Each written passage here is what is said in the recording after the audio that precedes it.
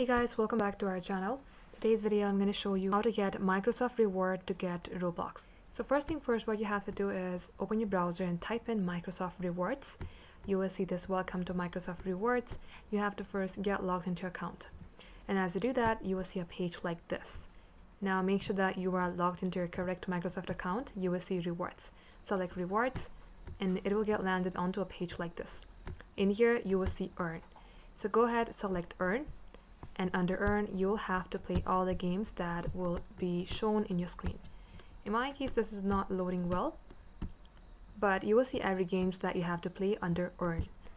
And likewise, once you play all the games, you're going to have to redeem it. To redeem it, you will see redeem button just beside earn. So go ahead and select redeem. And while redeeming, you will see various gift cards like Roblox. So go ahead and select it. It says 0 out of 6 to 750 points needed. So if your points are around 6 to 750, you may go ahead and redeem it.